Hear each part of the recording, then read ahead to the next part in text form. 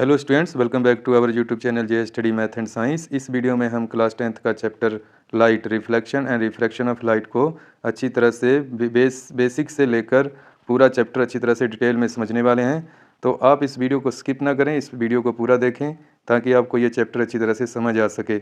अगर कोई भी डाउट होता है, कोई भी क्वेश्चन होता है तो कमेंट बॉक्स में आप अपना क्वेश्चन हमें सेंड कर सकते हैं, या हमारे डिस्क्रिप्शन में टेलीग्राम का लिंक है, आप वहाँ पर क्वेश्चन मुझे सेंड कर सकते हैं डायरेक्टली। आपको उस क्वेश्चन पे सॉल्यूशन मिल जाएगा, उसकी वीडियो अगर आपको चाहिए तो वीडियो प्रोवाइड कर दी जाएगी।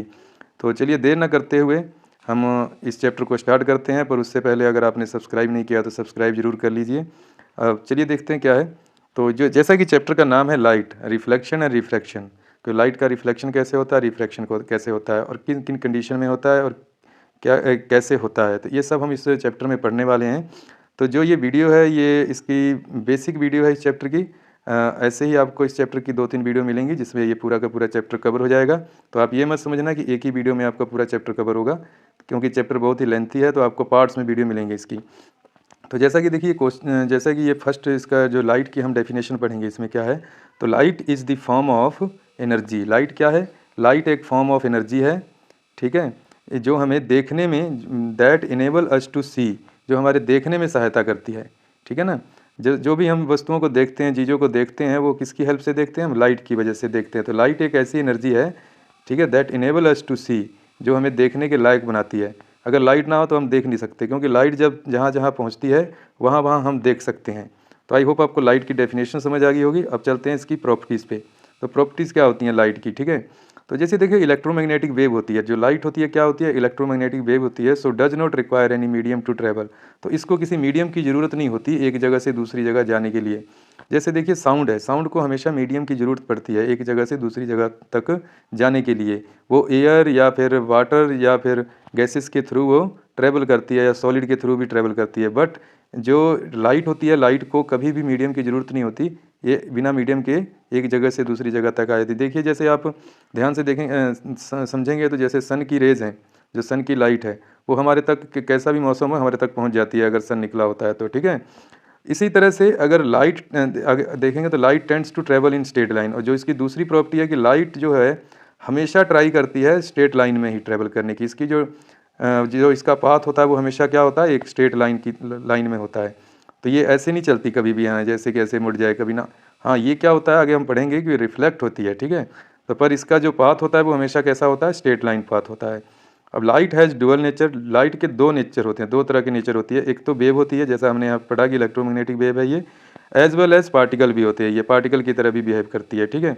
Light cast a shadow. अब आपको ये तो नॉर्मल सी बात है, पता है कि लाइट की वजह से शेडो बनती है, तो लाइट क्या करती है? शेडो बनाती है। अब जो स्पीड ऑफ लाइट होती है वो देखो मैक्सिमम होती है, कहाँ पे मैक्सिमम होती है? वैक्यूम में। अब वैक्यूम कौन सी प्लेस होती है? जहाँ पर कोई भी मीडियम ना हो, जहाँ पर एयर तक भी ना हो, ठीक है, तो उसको हम बोलते हैं वैक्यूम। तो जो इसकी स्पीड होती है वो वैक्यूम में क्या होती है? हाई होती है। It's when lights falls on a surface following में हैपन। अब जब देखिए जब लाइट्स जब किसी सरफेस पे गिरती है या किसी सरफेस से स्ट्राइक करती है तो क्या क्या होता है? तो उस कंडीशन में क्या होता है? वो सरफेस की नेचर पे डिपेंड करता है। अगर तो सरफेस शाइनिंग है तो वहाँ पे रिफ्लेक्शन होगा, ठीक है। अगर ग्लास की तरह है कोई सरफेस तो, या वाटर है, तो उसमें रिफ्रैक्शन भी हो सकता है। एब्जॉर्शन भी हो जाता है। जैसे किसी कपड़े पर मान लो लाइट पड़ती है तो कपड़ा उसे क्या करता है? ऑब्जॉर्व कर लेता है लाइट को। तो इस तरह से कुछ एब्जॉर्प्शन भी हो जाती है। जैसे किसी मान लो ट्री पे पड़ा है तो ट्री के भी कुछ जो उसमें ग्रीनरी होती है वो क्या कर लेती है? एब्जॉर्व कर लेती है लाइट को। तो आई होप आपको यहाँ तक अच्छी तरह से समझ आया होगा। तो इस पार्ट की आप स्क्रीनशॉट भी ले सकते हो अगर आपको चाहिए तो, अदरवाइज अब चलते हैं हम अपने नेक्स्ट पार्ट पर। तो चलिए अब समझते हैं रिफ्लेक्शन ऑफ लाइट क्या होता है। तो देखिए जो रिफ्लेक्शन ऑफ लाइट होता है वो होता है कि bouncing back of light when it strikes on A polish surface like mirror, ठीक है। जैसे कोई भी पॉलिश सरफेस है, शाइनिंग सरफेस जिसको बोलते हैं, जैसे मिरर हो गया, ठीक है, जिसको हिंदी में बोलते हैं शीशा। तो जो मिरर हो गया, जब उस मिरर पे लाइट स्ट्राइक करती है, यानी कि लाइट जाकर टकराती है, तो वो बाउंस बैक कर जाती है, यानी कि वापस मुड़ जाती है। तो इसी को हम बोलते हैं रिफ्लेक्शन। अब जब वो वापस मुड़ती है तो वो एक एंगल के तहत मुड़ती है, ठीक है।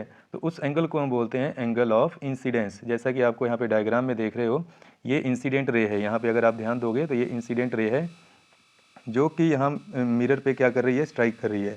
तो ये एक ये नॉर्मल होता है, जो यहाँ पे ड्रा किया है, नॉर्मल परपेंडिकुलर लाइन होती है, इमेजिनरी परपेंडिकुलर लाइन होती है, जिससे ये कि नॉर्मल से कितने डिग्री का एंगल एक एंगल बनता है। अब वो कितनी डिग्री का बनता है वो डिपेंड करता है कितने बनेगा, ठीक है।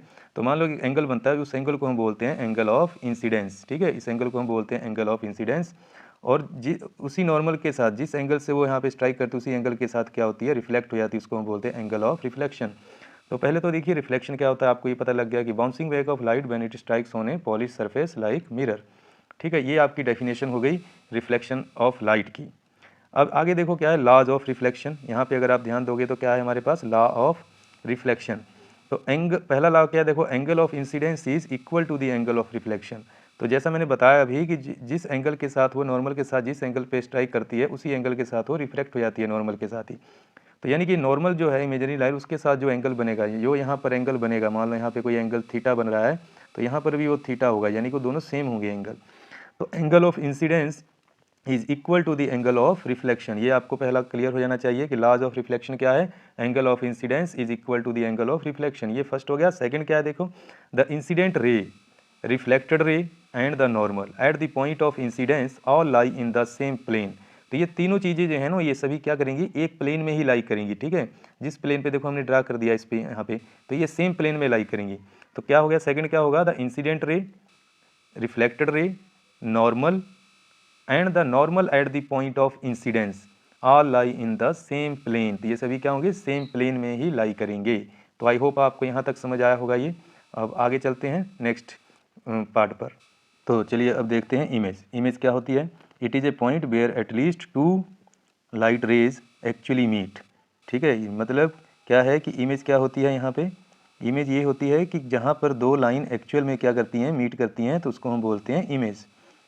तो जैसा देखिए कि मान लो दो लाइट रेज आ गई, जैसे एक रेज ये आ गई, एक रेज यहाँ पे आ गई, जहाँ पे ये दोनों मीट कर गई या इंटरसेक्ट कर गई तो यहाँ पे आपको इमेज मिलेगी, ठीक है। इस पॉइंट पे आपको इमेज मिलेगी।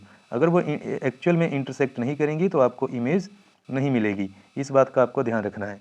तो इमेज क्या होती है, it is a point where at least two light rays, कम से कम दो लाइट रेज होनी चाहिए जो एक दूसरे से क्या करती हैं, मिलती हैं, एक दूसरे को इंटरसेक्ट करती हैं, एक्चुअली मीट और अपीयर टू मीट। और इसका कहने का क्या मतलब, अपीयर टू मीट की मिलती हुई आपको प्रतीत होनी चाहिए, मिलती हुई आपको मतलब लगना चाहिए कि ये मिल रही हैं आपको। अपीयरेंस का मतलब होता है कि आपको महसूस हो कि ये मिल रही हैं, ठीक है। तो ये जो इमेज होती है टू टाइप्स की होती है, कैसी होती है, एक तो रियल इमेज होती है, एक वर्चुअल इमेज होती है। जहाँ पर एक्चुअली में मीट करती हैं उसको हम रियल इमेज बोलते हैं। जो जब जब टू लाइट रेज एक्चुअली में मीट करती हैं तो वहाँ पर जो इमेज बनती है उसको हम क्या कहते हैं, रियल इमेज। और जहाँ पर आपको सिर्फ उसका अपीयरेंस हो मिलने का, लाइट रेज के मिलने का अपीयरेंस हो बट एक्चुअली में मीट ना करती हो, तो उसको हम बोलते हैं वर्चुअल इमेज। क्या बोलते हैं, वर्चुअल इमेज। तो अब हम यहाँ पे देखेंगे कि रियल इमेज और वर्चुअल इमेज में क्या डिफरेंस है। तो देखो रियल इमेज जो है formed when light rays actually meet, जैसा कि मैंने बताया अभी आपको कि ये आपको यहाँ पे रियल इमेज आपको तब मिलेगी जब एक्चुअल में रेज क्या करेंगी, लाइट रेज क्या करेंगी, एक दूसरे को मीट करेंगी, एक दूसरे को इंटरसेक्ट करेंगी। Virtual image formed when light rays appear to meet, virtual image उसको बोलते हैं जब लाइट रेज सिर्फ आपको अपीयरेंस हो कि यहाँ पे मिल सकती हैं या यहाँ पे मिल रही हैं, अपीयरेंस होना चाहिए बस, बट एक्चुअल में मीट ना करें। Real image can be obtained on screen, जो रियल इमेज होती है उनको हम स्क्रीन पे प्राप्त कर सकते हैं, but can't be obtained on screen, जो वर्चुअल इमेज होती है उनको हम स्क्रीन पे नहीं प्राप्त कर सकते। इन्वर्टेड होती हैं रियल इमेज, हमेशा क्या होती हैं, इन्वर्टेड होती हैं रियल इमेज। और वर्चुअल इमेज जो होती हैं वो इरेक्ट होती हैं, वो सीधी होती है। इन्वर्टेड का मतलब होता है देखो उल्टा होती हैं, ऐसे बनेंगी, ठीक है, उसका सिर नीचे की तरफ होगा। और जो वर्चुअल इमेज होगी वो क्या होगी, इरेक्ट होगी, वो इस तरह से उसका सिर ऊपर की तरफ होगा। जैसे हम चलते हैं सीधे खड़े होते हैं, हम क्या होते हैं, इरेक्ट होते हैं, ठीक है। अगर हमारा सर नीचे है और हमारे टांगे ऊपर हो जाएं तो इसको हम क्या बोलेंगे, इसको हम बोलेंगे इन्वर्टेड। फॉर एग्जाम्पल के तौर पे देखें तो image formed on cinema screen, जैसे हम पिक्चर देखने के लिए सिनेमा पे जाते हैं, जो आगे स्क्रीन लगी होती है वो इसकी बेस्ट एग्जाम्पल है। वहाँ पे जो रेज होती हैं एक्चुअल में मीट करती हैं, जो हमारे बैक साइड से जो कैमरामैन होता है वहाँ से लाइट को क्या करते हैं स्क्रीन पे डालते हैं, तो वहाँ पे जो लाइट रेज होती हैं एक्चुअल में मीट करती हैं और वहाँ पे हमें इमेज दिखाई देती हैं। वर्चुअल इमेज में एग्जांपल के तौर पे देखेंगे image formed by plane mirror और कन्वेक्स मिरर, और जो प्लेन मिरर और कन्वेक्स मिरर से जो इमेज बनती हैं उसको हम बोलते हैं वर्चुअल इमेज, जिसके बारे में हम आगे डिटेल में स्टडी करेंगे, आपको ये क्लियर हो जाएगा पॉइंट ये भी, ठीक है। तो आई होप आपको यहाँ तक जो इसका बेसिक है ये आपको समझना ज़रूरी है। तो यहाँ तक आपको अच्छी तरह से समझ आया होगा। जो इस चैप्टर का नेक्स्ट पार्ट है बहुत ही इम्पोर्टेंट पार्ट है, तो उसको हम नेक्स्ट वीडियो में करेंगे। तो आई होप आप ये अच्छी तरह से पूरी की पूरी वीडियो देखिए और समझिए, और अपने दोस्तों को शेयर ज़रूर कीजिए अगर आपको अच्छी तरह से समझ आता है। Thanks for watching the video.